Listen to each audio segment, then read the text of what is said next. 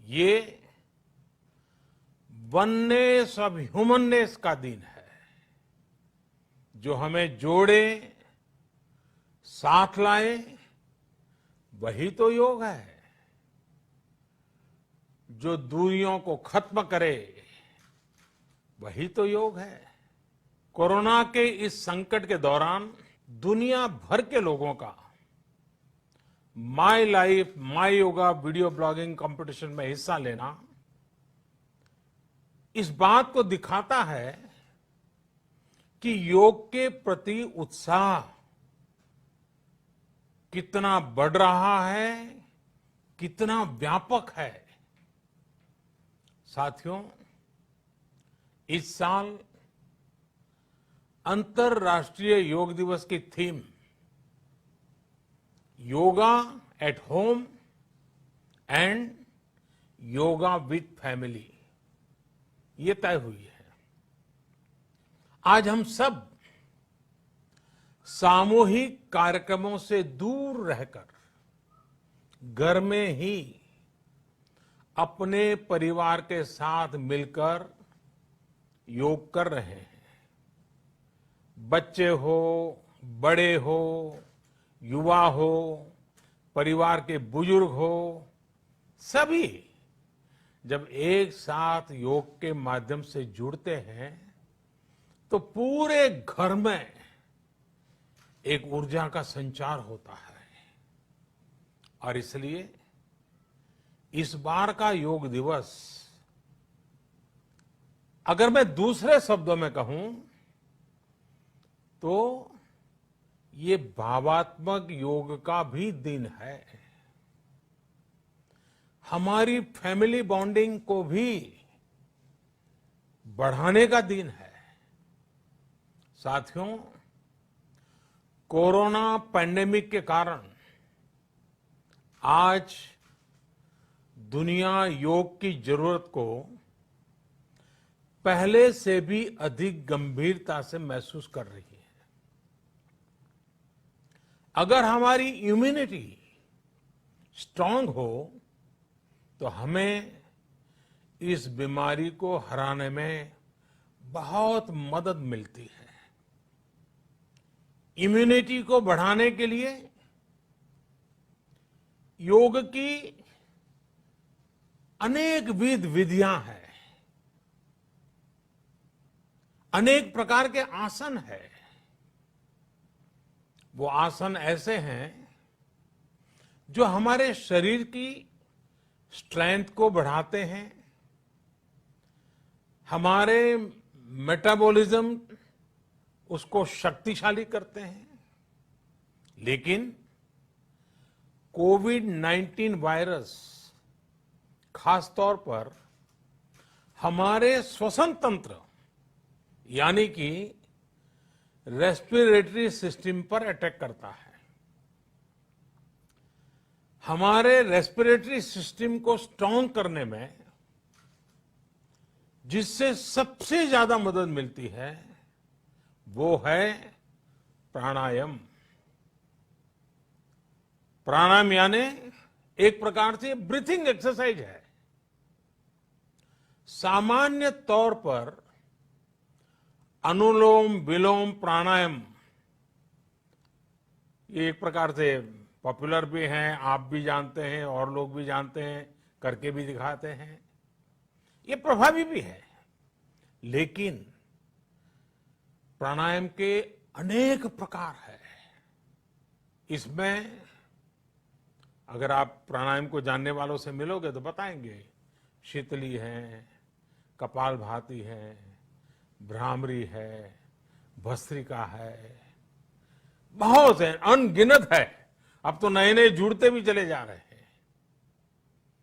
योग की ये सभी विधाएं, ये तकनीक हमारे रेस्पिरेटरी सिस्टम और इम्यून सिस्टम दोनों को मजबूत करने में बहुत मदद करती है। इसलिए आपसे मेरा विशेष आग्रह है आप आसन करते हो, एक्सरसाइज करते हो, जो भी करते हो जरूर करें, लेकिन आप प्राणायाम को अपने डेली अभ्यास में जरूर शामिल करिए और अनुलोम विलोम के साथ ही अनेक जो प्राणायाम की टेक्निक्स हैं उसे भी सीखिए, उसको सिद्ध कीजिए। योग की इन पद्धतियों का लाभ बड़ी संख्या में आज पूरी दुनिया में ये कोरोना वायरस से ग्रसित जो लोग हैं वो पेशेंट उसका लाभ ले भी रहे हैं। योग की ताकत से उन्हें इस बीमारी को हराने में मदद मिल रही है। साथियों, योग से हमें वो आत्मविश्वास और मनोबल भी मिलता है जिससे हम संकटों से जूझ सकें और जीत सकें। योग से हमें शांति मिलती है, मानसिक शांति मिलती है, संयम और सहन शक्ति भी मिलती है। स्वामी विवेकानंद जी कहा करते थे, एक आदर्श व्यक्ति वो है जो नितांत निर्जन में भी क्रियाशील रहता है और अत्यधिक गतिशील में भी संपूर्ण शांति का अनुभव करता है। किसी भी व्यक्ति के लिए एक बहुत बड़ी क्षमता होती है जब बहुत ज्यादा विपरीत परिस्थिति हो तब भी एक्टिव रहना, थककर हार न मानना, बैलेंस रहना, ये सारी चीजें योग के माध्यम से हमारे जीवन में स्थान प्राप्त करती हैं, हमारे जीवन को बदल देती है, ताकत देती है। और इसलिए आपने भी देखा होगा, महसूस किया होगा, योग का साधक कभी संकट में धैर्य नहीं खोता है। योग का अर्थ ही है समत्वम योग उच्यते, अर्थात अनुकूलता, प्रतिकूलता, सफलता, विफलता, सुख, संकट, हर परिस्थिति में समान रहने, अडिग रहने का नाम उसी तो योग कहते हैं। Friends, yoga enhance our quest for a healthier planet. It has emerged as a force for unity and deepens the bonds of humanity. It does not discriminate. It goes beyond race, color, gender, faith and nations. Anybody can embrace yoga. All you need is some part of your time and empty space. Yoga is giving us not only the physical strength, but also mental balance and emotional stability to confidently negotiate the challenges before us. Friends, if we can fine-tune our course of health and hope, the day is not far away when world will witness the success of healthy and happy humanity.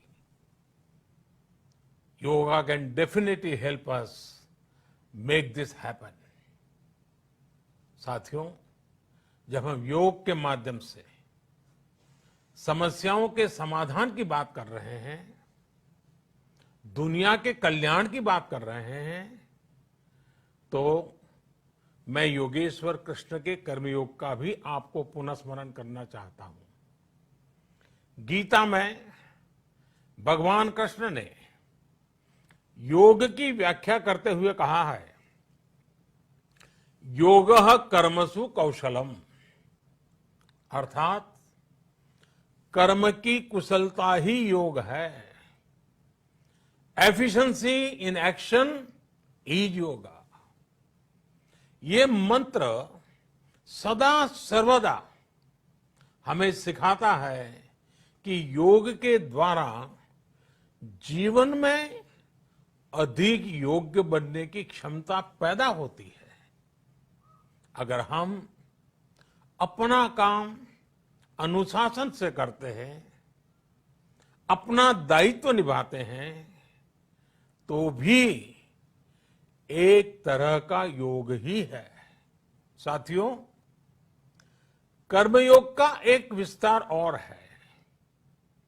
हमारे यहां कहा गया है, युक्त आहार विहारस्य युक्त चेष्टस्य कर्मसु युक्त स्वप्नावबोधस्य योगो भवति दुखा। अर्थात सही खान पान, सही ढंग से खेलकूद, सोने जागने की सही आदतें और अपने काम, अपनी ड्यूटीज को सही ढंग से करना ही योग है।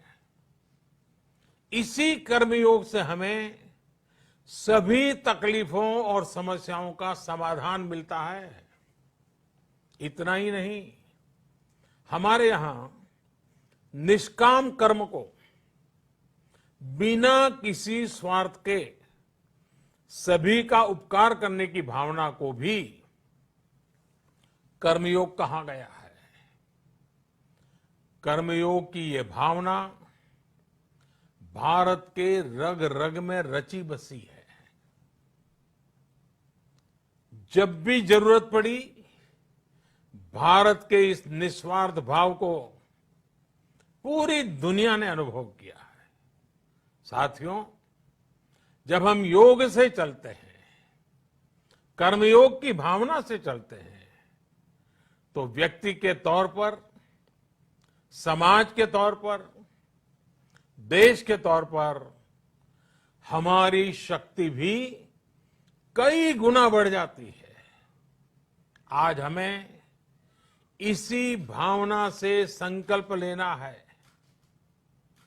हम अपने स्वास्थ्य के लिए, अपनों के स्वास्थ्य के लिए हर संभव प्रयास करेंगे।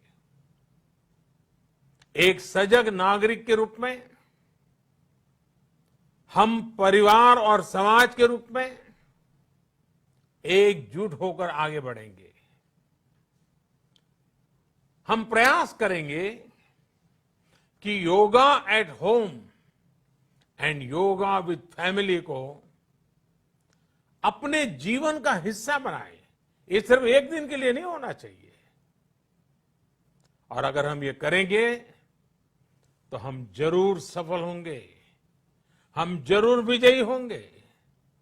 इसी विश्वास के साथ आप सभी को फिर से अंतर्राष्ट्रीय योग दिवस की अनेक अनेक शुभकामनाएं। लोकाः समस्ता सुखिनो भवन्तु। ओम।